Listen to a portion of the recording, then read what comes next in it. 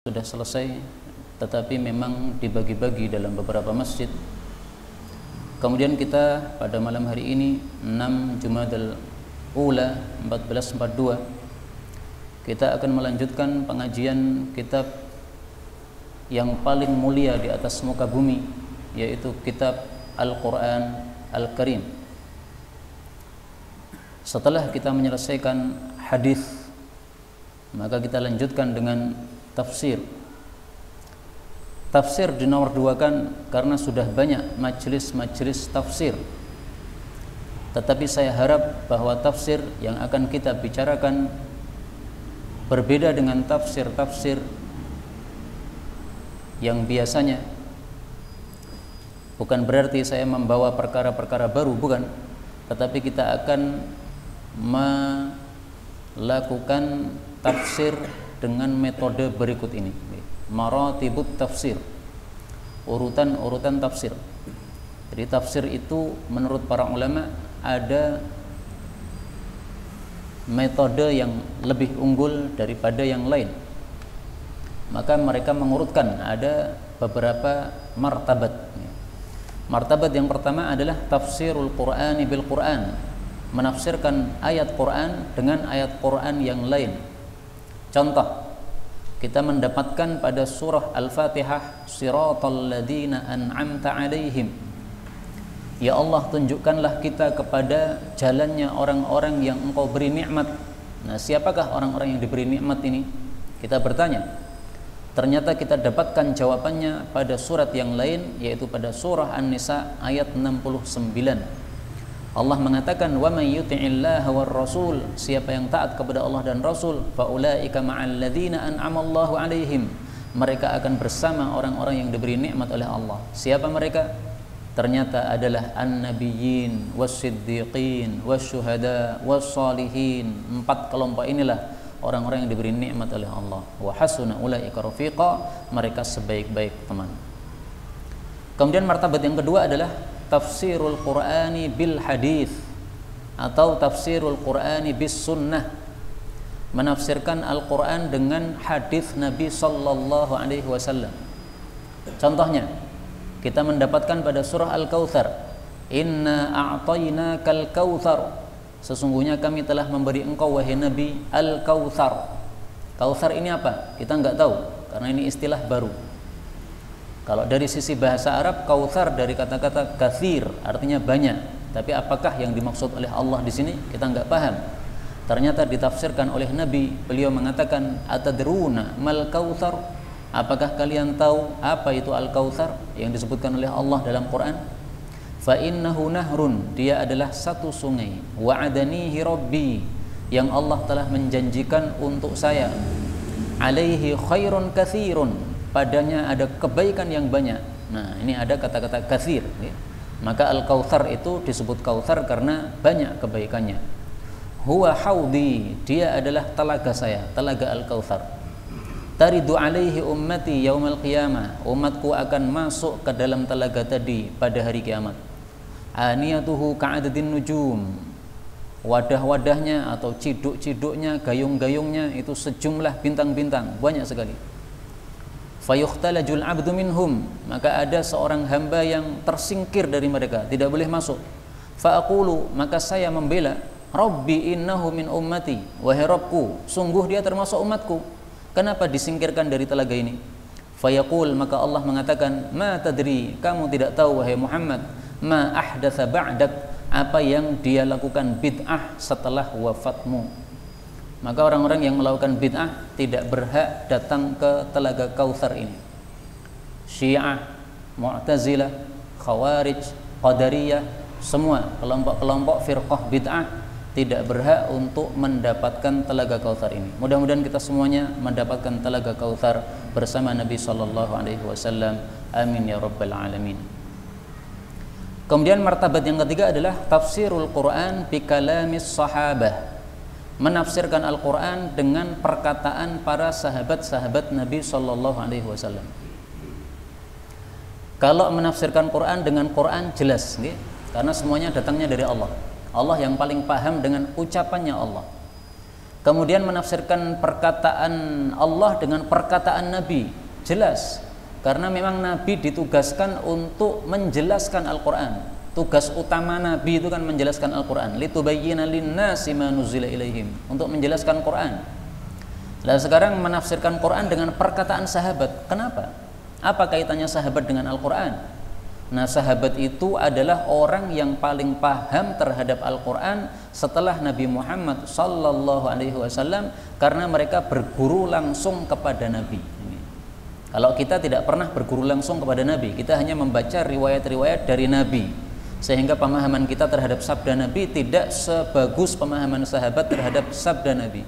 Nah, karena itu para ulama mengambil perkataan sahabat sebagai tafsir juga. Contoh, Allah Subhanahu wa taala mengatakan dalam surah Ali Imran ayat 79, "Walakin kunu rabbaniyin", jadilah kalian orang-orang yang rabbani, bima kuntum tuallimunal kitab, karena kalian itu mengajarkan Al-Qur'an, wa bima kuntum tadrusun, demikian juga karena kalian itu mempelajari. Apa sih yang dimaksud rabbaniyin? Jadilah rabbani. Apa maksudnya rabbani? Kita nggak paham apa maksudnya rabbani. Nah, maka ditafsirkan oleh Ibnu Abbas. Ibnu Abbas mengatakan, kunu rabbaniyin, jadilah rabbani, maksudnya hulama'a, orang-orang yang bersikap aris, fuqaha'a, orang-orang yang paham agama. Aris itu maksudnya tidak cepat menghukum atau tidak cepat marah. Ada orang mendolimi kita, ya kita maafkan kalau bisa memaafkan. Apalagi orangnya sudah mati. Dulu sebelum dia mati dia menuduh kita, tapi setelah mati, ya jangan diungkit-ungkit lagi. Salatkan jenazahnya. Meskipun kita dulu marah karena dia menuduh kita, tapi kalau sudah mati sudah, selesai masalah. Karena orang mati sudah tidak bisa menuduh lagi. Jangan diungkit-ungkit. Nah, itulah rabbani. Ulama, orang-orang yang aris, fuqaha, orang-orang yang paham. Wa yuqalu, ada juga tafsir yang mengatakan ar-rabbani, yang dimaksud rabbani adalah alladzi yurabbin nas, yang merawat para manusia bisigharil ilmi, dengan ilmu-ilmu yang kecil, ilmu-ilmu yang mudah, qabla kibarihi, sebelum ilmu-ilmu yang besar, sebelum ilmu-ilmu yang sulit. Jadi sedikit demi sedikit mengajarkan Al-Quran, hadis kepada umat, sehingga semuanya paham. Contoh yang lain, pada surat Thaha ayat 124 Allah mengatakan, waman a'rada an dzikri, barang siapa yang berpaling dari peringatanku, yaitu Al-Quran, fa inna lahu ma'isyatan dhanka, maka dia akan mendapatkan kehidupan yang sempit. Apa maksudnya ini? Kehidupan sempit. Karena buktinya banyak orang-orang yang berpaling dari Quran, mereka kafir, tetapi kehidupannya nyaman, mobilnya mewah, rumahnya megah, istrinya banyak, anak-anaknya cakep-cakep, pinter-pinter, kuliahnya di luar negeri. Nah, ini gimana ini? Kok mereka hidupnya ternyata nggak sempit, tetapi malah longgar. Nah, kita lihat bagaimana Ibnu Mas'ud, sahabat Nabi, menafsirkan. Dia mengatakan yang dimaksud ma'isyatan dhanka, kehidupan yang sempit, adalah apa? Adzabul qabr, yaitu dalam kuburnya disiksa. Karena kekayaan yang tadi disebutkan sudah lenyap semuanya. Ketika dia mati, apakah dibawa mobilnya dimasukkan dalam kubur? Enggak ada. Semuanya ditinggalkan. Baru kemudian di situ disempitkan kuburannya, sangat sempit sekali, dan disiksa oleh Allah Subhanahu wa taala. Itu maksudnya. Nah, maka jadi kita paham apa maksudnya ma'isyatan dhanka, kehidupan yang sempit ini. Ada lagi tafsir lain, Ibnu Abbas. Ini saya tampilkan Ibnu Mas'ud sama Ibnu Abbas, karena Ibnu Mas'ud ini ahli tafsir sahabat dari kalangan sahabat tua. Ibnu Abbas ahli tafsir sahabat dari kalangan sahabat muda. Dia mengatakan ma'isyatan dhanka, kehidupan yang sempit adalah kullu malin a'taituhu 'abdan min ibadi, setiap harta yang kuberikan kepada hambaku, qalla au kathura, mau sedikit mau banyak, la yuti'uni fihi, tetapi tidak digunakan untuk taat kepada Allah, fala khaira fihi, maka itu harta tidak ada kebaikan padanya. Wa huwa dhanku fil ma'isyah, itulah yang dimaksud sempit dalam kehidupannya. Dengan kata lain, kehidupan yang sempit itu maksudnya meskipun hartanya banyak, tetapi digunakan untuk maksiat atau hasilnya dari yang haram. Mobilnya mewah, sumbernya dari mana? Dari bank. Enggak ada kelonggaran di situ. Itu sempit namanya. Meskipun dia merasa longgar, beli apa-apa bisa, tetapi itu sempit. Kenapa? Karena itu menambah dosa setiap hari. Dia mengambil harta dari riba, dosa. Kemudian digunakan untuk apapun, dia tetap dosa. Namanya harta haram. Nah, karena itulah kita orang beriman, meskipun hidupnya misalnya miskin, uangnya sedikit, rumahnya sederhana, kendaraannya juga sederhana, tetapi kalau kita mendapatkannya dari yang halal, kemudian kita gunakan juga untuk kebaikan-kebaikan, datang ke pengajian, untuk sholat jamaah dan sebagainya, ini adalah kehidupan yang longgar. Kenapa longgar? Karena mendapatkan pahala. Kita gunakan apapun motor kita, ke sana kemari, dapat pahala. Nah, ini adalah kehidupan yang longgar, bukan sempit. Meskipun motornya macet di jalan, enggak sempit, itu tetap longgar. Kenapa? Ada pahalanya dari Allah Subhanahu wa ta'ala.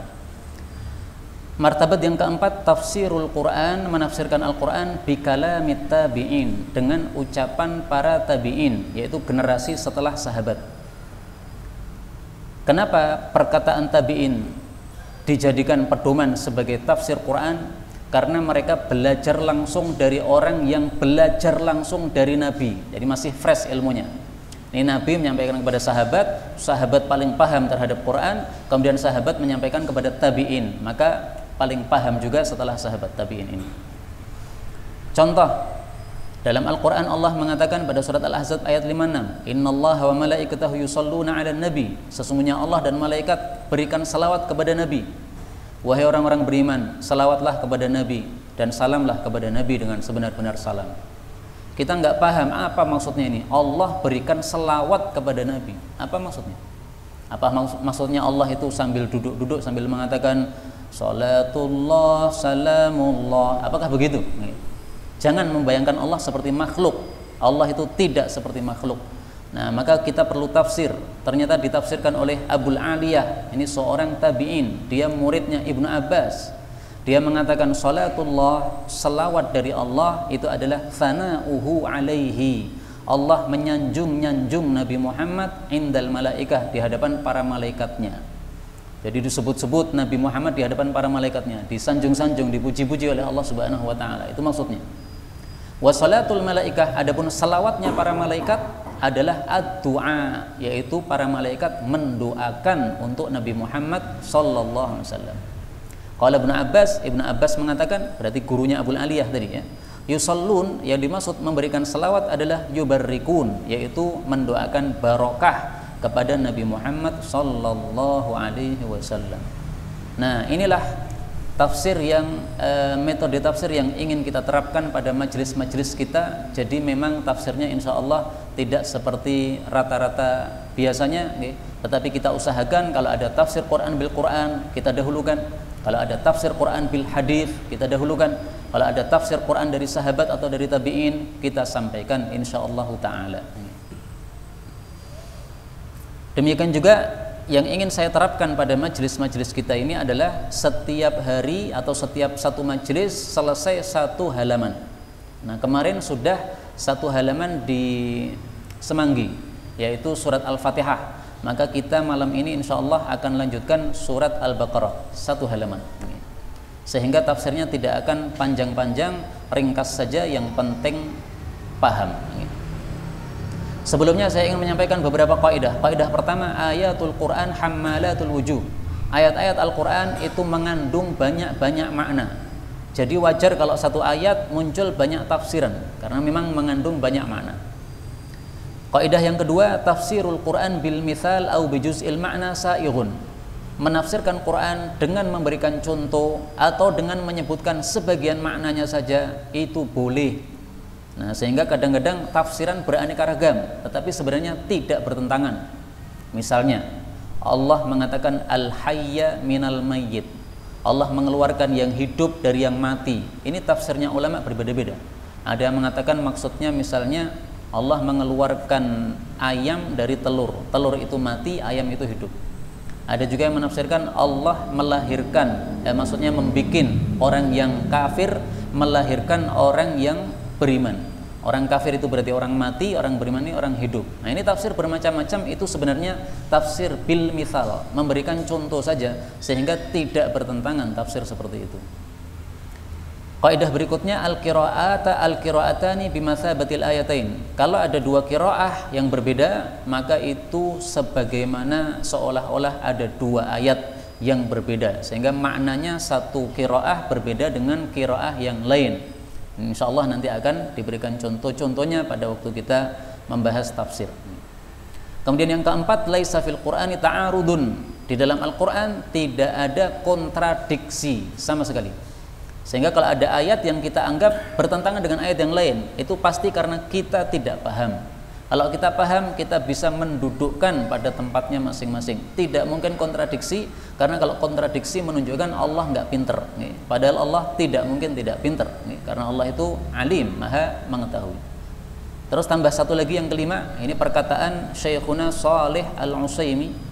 Beliau mengatakan, kalau kita pelajari Al-Fatihah, Al-Baqarah, kemudian surat-surat berikutnya kita tinggalkan, kita langsung melanjut pada surat-surat pendek, yaitu juz-juz terakhir, surat Qaf sampai An-Nas, maka itu sebenarnya sudah mewakili dari ayat Quran yang lain. Sehingga untuk mempelajari Quran tidak harus total 30 juz, karena kalau kita pelajari awal sama akhir, ini sudah kunci untuk memahami yang lain-lain. Karena ayat-ayatnya itu semakna, sama-sama. Itu dengan syarat cara mempelajari tafsirnya dengan cara yang benar. Kalau caranya salah, bawa katam 30 juz juga nggak paham. Kalau caranya benar, insya Allah awal sama akhir dipelajari secara sungguh-sungguh, paham semuanya insya Allah ta'ala. Nah, baiklah, mari kita mulai dengan surat Al-Baqarah. A'udzu billahi minasy syaithanir rajim. Bismillahirrahmanirrahim. Alif lam mim. Alif lam mim. Para ulama terbagi dua dalam menafsirkan alif lam mim dan juga ayat-ayat yang seperti ini. Hamim, alif lam ra, nun, kaf, ha ya ain shad, tha dan sebagainya. Mayoritas para ulama berpendapat ayat-ayat seperti ini tidak ada yang mengetahui tafsirnya selain Allah Subhanahu wa taala. Jadi kita tidak usah ngotek-otek apa maknanya. Ini adalah pendapat mayoritas para ulama. Sementara itu sebagian kecil ulama berpendapat ini ada maknanya. Contoh, saya tampilkan di sini ulama yang memberikan makna. Ibnu Abbas mengatakan alif lam mim itu sumpah dari Allah yang merupakan nama-nama Allah. Jadi maksudnya gini, alif ini singkatan dari Allah, lam ini singkatan dari Latif, mim ini singkatan dari Majid. Ini semuanya nama-nama Allah. Allah itu adalah Maha Latif, Maha Lembut, Maha Majid, Maha Mulia. Ada juga tafsiran dari Ibnu Abbas bahwasanya alif lam mim itu maksudnya apa? Allah, Jibril, Muhammad. Alifnya itu Allah, lamnya itu Jibril, mimnya itu Muhammad. Maksudnya Quran ini sumbernya dari Allah, turun lewat malaikat Jibril kepada Nabi Muhammad sallallahu alaihi wasallam. Karena itulah Allah setelah itu mengatakan dzalikal kitabu la raiba fihi. Kitab itu yaitu Al-Quran tidak ada keraguan-raguan padanya. Maksudnya bahwasanya turunnya dari Allah lewat malaikat Jibril. Nah, itu tafsiran Ibnu Abbas. Tapi saya sarankan kita memakai tafsiran mayoritas para ulama bahwasanya alif lam mim dan sejenisnya ini adalah ayat yang kita tidak paham maknanya, yang paham maknanya hanya Allah Subhanahu wa taala. Mungkin kita bertanya, kalau yang paham hanya Allah, apa fungsinya alif lam mim disampaikan dalam Quran? Fungsinya adalah untuk menantang orang-orang Arab. Wahai orang-orang Arab, kalian mengatakan Muhammad itu yang membuat Quran. Katanya Quran bukan dari Allah, tapi buatan Muhammad. Kalau memang kamu bisa membuat seperti Quran, silahkan buat, ditantang oleh Allah. Suruh buat seperti Quran, nggak bisa. Suruh buat 10 surat, nggak bisa. Suruh buat 1 surat juga nggak bisa. Nah, maka alif lam mim ini maksudnya Allah ingin mengatakan Quran itu isinya huruf-huruf yang kalian pakai. Alif lam mim kalian pakai, ha mim kalian pakai, semua huruf-huruf itu, huruf abjadiyah itu. Tapi kalian tidak mampu untuk membuat Quran seperti ini. Ini menunjukkan bahwa Quran dari Allah, bukan dari kalian, bukan dari Muhammad sallallahu alaihi wasallam. Maka Allah mengatakan dzalikal kitabu, kitab itu tidak ada keraguan padanya. Yang dimaksud tidak ada keraguan padanya adalah ditafsirkan oleh Allah pada ayat yang lain, surat As-Sajdah ayat 2. Allah mengatakan tanzilul kitabi, diturunkannya Al-Quran, la raiba fihi, tidak ada keraguan padanya, mir rabbil alamin, bahwasanya itu dari Allah Rabbul Alamin. Nah, ini termasuk contoh tafsirul Qur'ani bil Qur'an, menafsirkan Quran dengan Al-Quran yang lain. Ini derajatnya paling tinggi seperti ini. Mungkin orang kafir mengatakan dzalikal kitabu, kitab itu bukan Quran, tetapi maksudnya kitab Taurat atau Injil. Karena kalau yang dimaksud adalah Al-Quran, tidak mungkin Allah mengatakan dzalika itu, tetapi mestinya hadza ini. Karena dalam bahasa Arab hadza itu untuk menunjuk sesuatu yang dekat di depan kita, sementara dzalika itu untuk menunjuk sesuatu yang jauh. Nah, sekarang umat Islam kitabnya apa? Quran. Berarti mestinya hadzal kitab.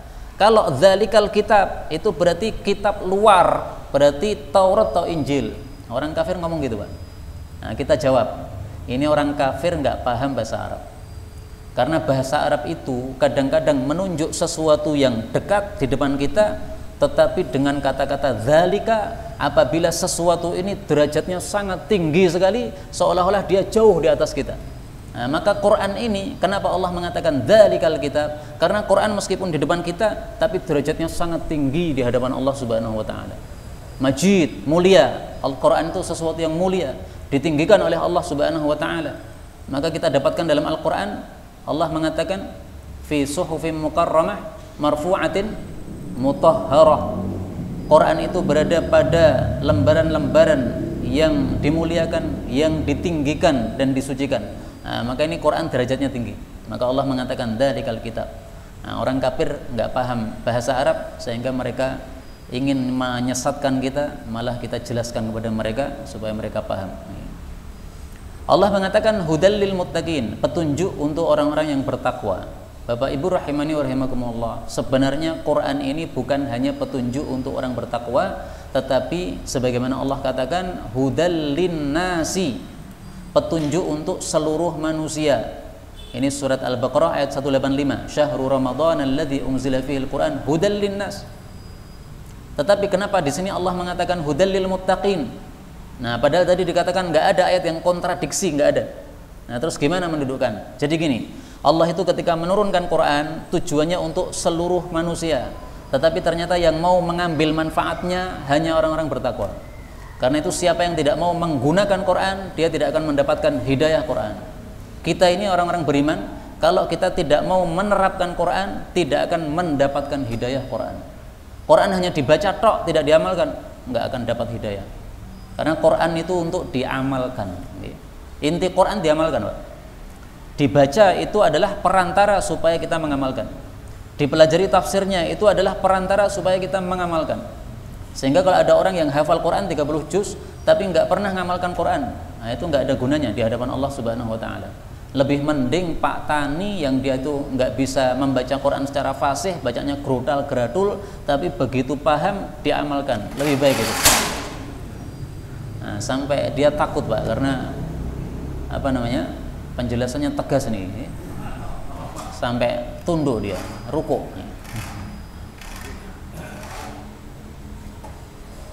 Sudah del Mas ya? Atau mungkin perlu ditambahi ikatan biar kuat? Atau karena kipas?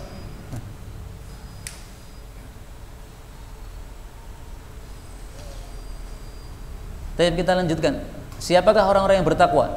Allah menafsirkan. Nah, ini termasuk tafsir Quran dengan Quran. Lil muttaqin, siapa orang-orang bertakwa? Allah tafsirkan sendiri. Orang bertakwa adalah alladzina, orang-orang yang yu'minuna, beriman bil ghaib, dengan perkara yang gaib, wa yuqimuna sholata, dan mereka menegakkan salat, wa mimma razaqnahum, dan dari sebagian apa yang kami rizkikan kepada mereka, yunfikun, mereka menginfakkan. Maka di sini Allah menyebutkan 3 sifat orang yang bertakwa. Ini sifat disebutkan supaya kita melihat diri kita masing-masing. Kita termasuk bertakwa atau tidak? Sifat pertama, beriman kepada yang gaib. Apa yang gaib? Roro kidul atau apa? Yang dimaksud gaib adalah segala yang tidak tampak oleh panca indera manusia yang dikabarkan oleh Allah dan Rasulnya.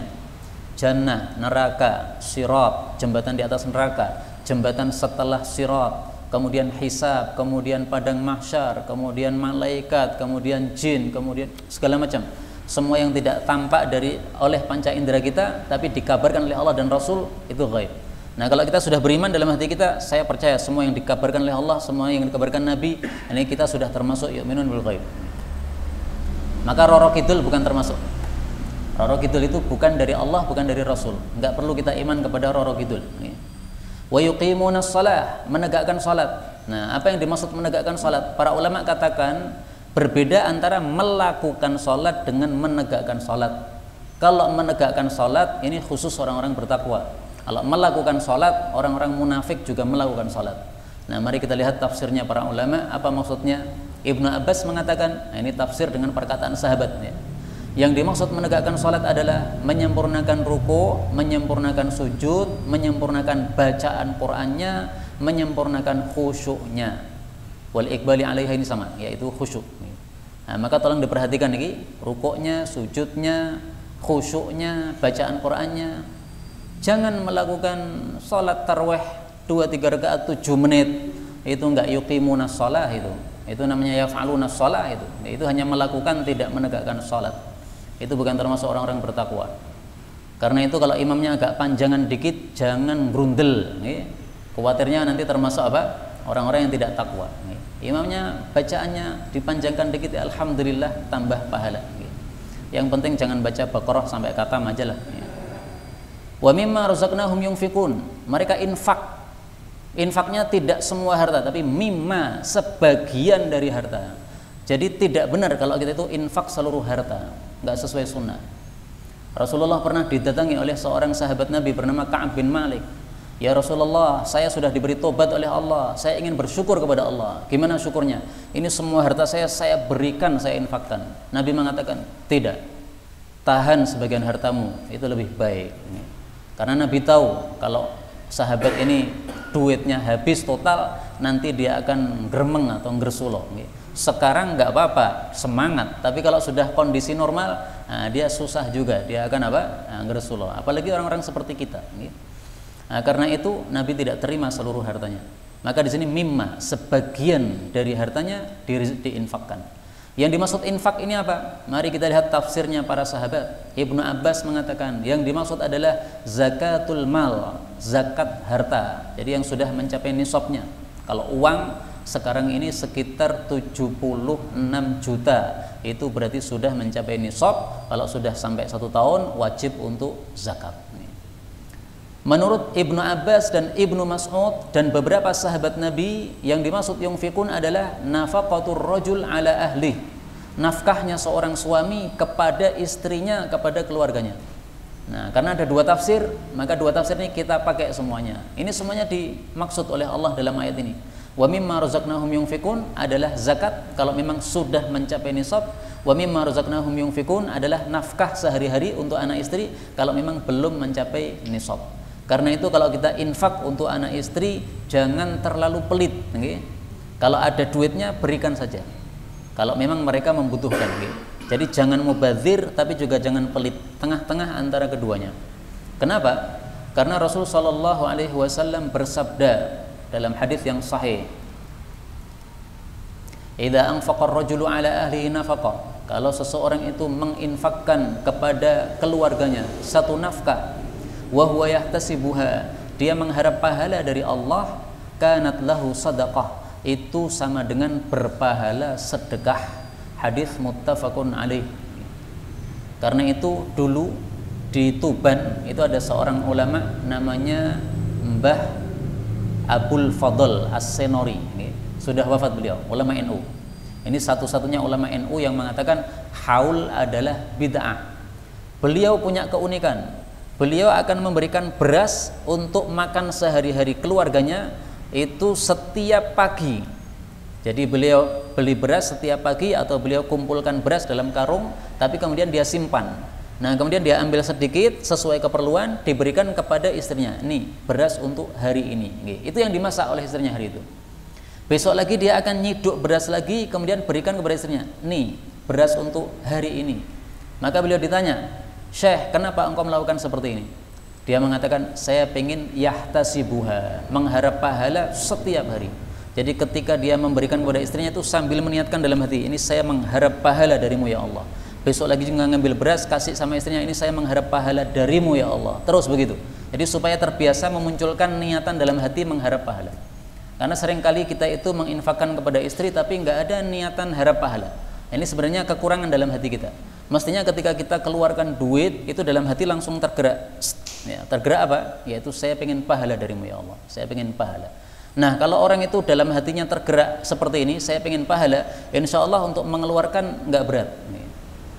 Nasi goreng berapa? 11.000. Biasanya 8.000. Udah nggak jadi.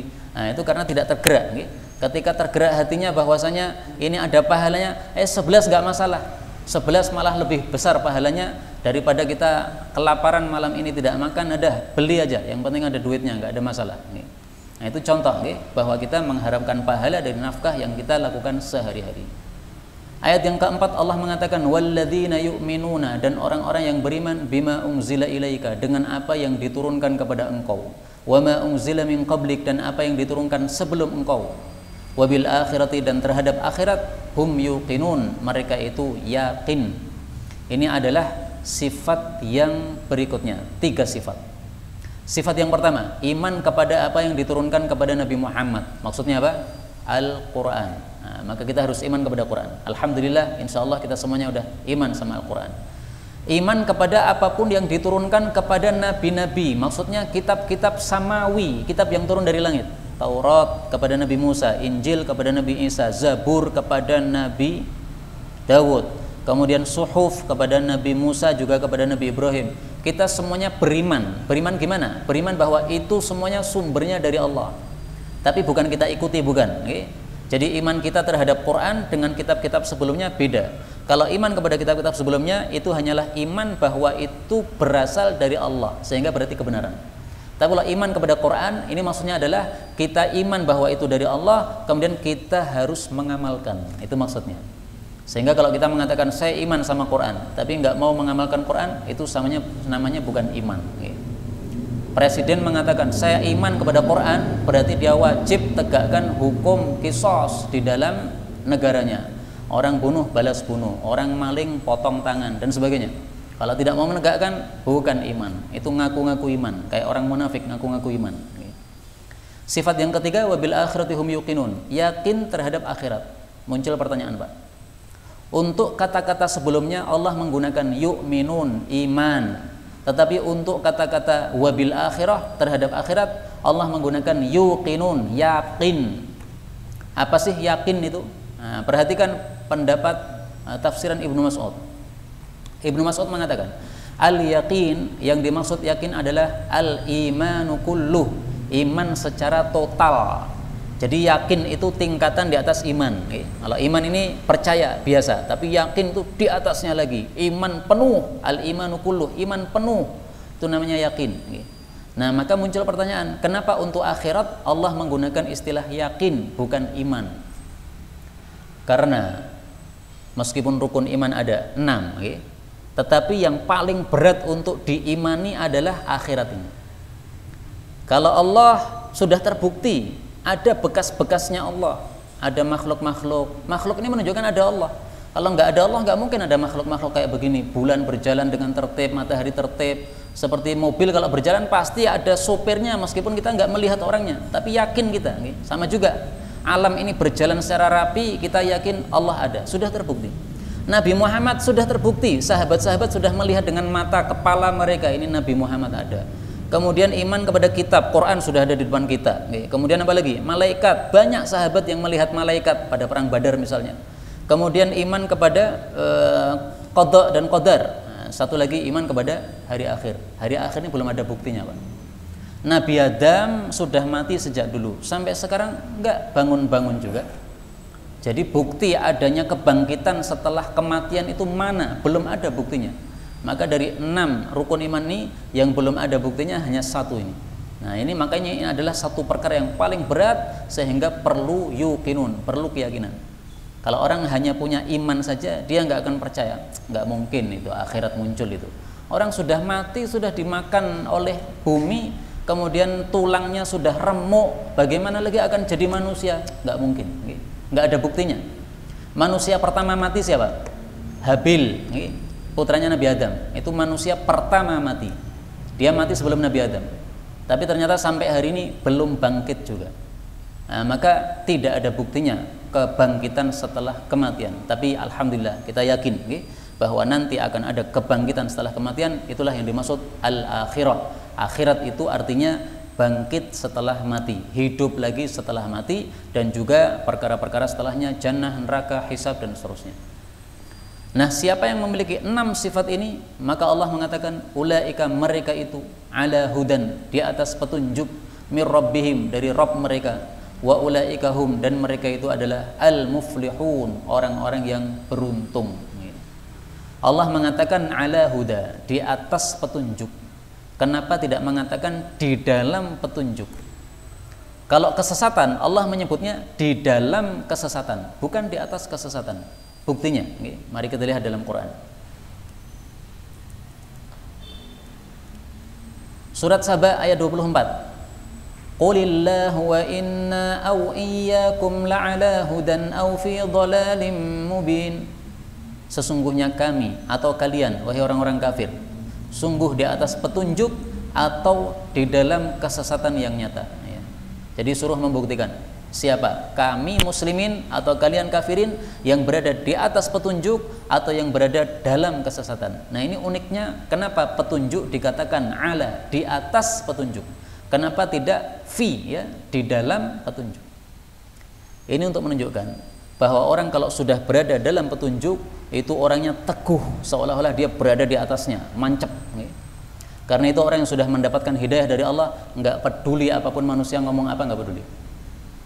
Dia ngomong ini apa namanya, katanya kiai yang kolot misalnya, karena masih kembali sama Quran sama Sunnah, nggak peduli. Dikatakan ini teroris, nggak peduli. Dituduh khawarij, dituduh syiah, dituduh apapun, nggak. Pokoknya saya hanya mengamalkan Quran, mengamalkan Sunnah. Kamu mau ngomong apa saja, terserah lambemu, sak keselmu, terserah. Aku orang gagas. Nah, itu kalau orang sudah berada ala hudan seperti itu, di atas petunjuk. Nggak susah memikirkan perkataan orang, nggak susah. Nah, kalau kita itu masih susah memikir perkataan orang, ini berarti kita itu ala hudannya masih kurang sempurna. Karena kalau sudah di atas petunjuk, sudah yakin saya ini sudah benar, karena sudah mengamalkan Quran, mengamalkan sesuai sunnah, sesuai dalil, orang ngomong apapun nggak peduli. Ala hudan. Nah, karena itu mari kita perbaiki kondisi kita. Apapun yang kita salah, kalau memang ditegur oleh orang, ya kita perbaiki. Tapi apapun yang sudah benar, orang mengejek apapun, orang gagas. Ala hudan, di atas petunjuk. Kemudian wa ulaika humul muflihun, mereka itu beruntung. Apa yang dimaksud beruntung? Apakah beruntung itu mobil yang mewah, rumah yang megah, istri 4, atau bagaimana? Nah, kita lihat tafsir para ulama. Al-falahu adz-dzafaru bil matlub. Yang dimaksud beruntung itu adalah mendapatkan apa yang dicari. Apa yang dicari oleh manusia? Yang dicari adalah masuk dalam jannah dan selamat dari api neraka. Enggak banyak yang dicari. Semua orang itu sebenarnya kalau percaya ada akhirat, yang dicari cuma itu aja. Bagaimana nanti di akhirat kita bisa masuk surga, kita tidak nyemplung neraka, selesai masalah. Di dunia nggak perlu dipikir menjadi apa, menjadi pejabat, uangnya banyak, menjadi petani, uangnya sedikit, tidak penting itu.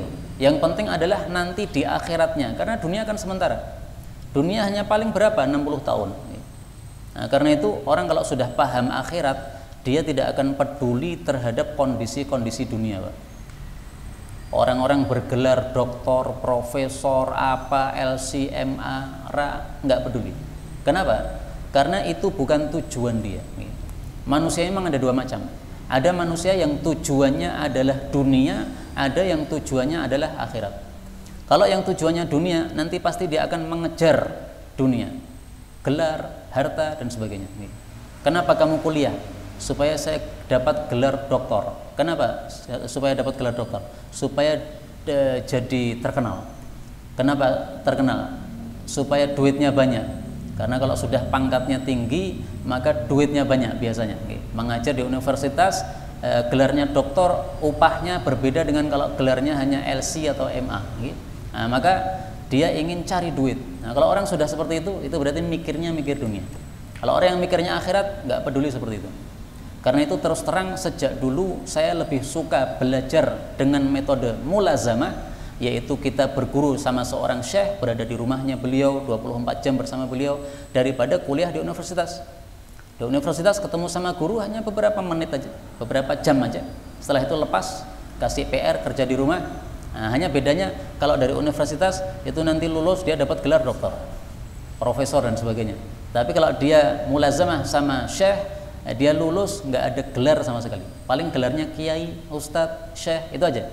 Tapi orang yang niatnya akhirat, dia sama sekali tidak akan mikir masalah dunia, dan itulah yang dimaksud pada ayat ini, wa ulaika humul muflihun, orang-orang yang beruntung, yaitu beruntung hakiki di akhirat, mendapatkan apa yang dicari di akhirat nanti, masuk ke dalam jannah, selamat dari neraka. Mudah-mudahan kita semuanya dimasukkan oleh Allah ke dalam jannah tanpa hisab, tanpa adab. Allahumma adkhilna al-jannata bila hisabin wala adab. Allahumma adkhilna al-jannata bila hisabi wala adab. Allahumma adkhilna al-jannata bila hisabi wala adab. Wa sallallahu wa sallam wa baraka ala nabi Muhammad walhamdulillahi rabbil alamin.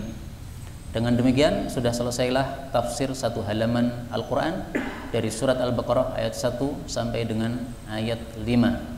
Insya Allah ayat-ayat berikutnya akan kita lanjutkan di waktu yang lain, satu pertemuan satu halaman insya Allah ta'ala. Jadi saya berusaha tafsirnya ringkas, yang penting kalimat-kalimatnya bisa dipaham. Saya ingin menunjukkan kepada semua orang bahwa tafsir Quran tidak susah, gampang. Semua orang bisa paham Quran, bisa. Kalau perkataan manusia, tulisan-tulisan manusia mungkin susah dipaham, tapi kata-kata Allah gampang dipaham. Buktinya apa? Dalam Quran Allah mengatakan, وَلَقَدْ يَسَّرْنَا الْقُرْآنَ لِلذِّكْرِ فَهَلْ مِن مُدَّكِرٍ. Dan sungguh-sungguh kami telah memudahkan Al-Quran itu untuk zikr. Maka apakah ada orang yang mengambil peringatan? Apa yang dimaksud lidzikr di sini? Kami mudahkan Quran untuk zikr. Maksudnya apa ini? Dalam tafsir Qurtubi disebutkan, maksudnya dimudahkan untuk dibaca oleh siapapun manusia, dan dimudahkan untuk dipahami oleh siapapun manusia.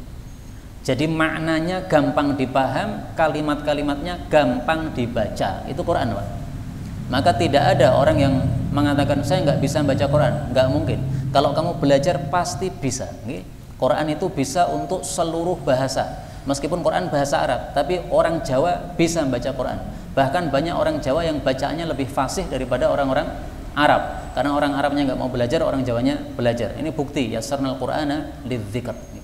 Nah, maka insya Allah dengan majelis seperti ini akan kita ketahui betul-betul Quran gampang dipaham, tidak susah sama sekali.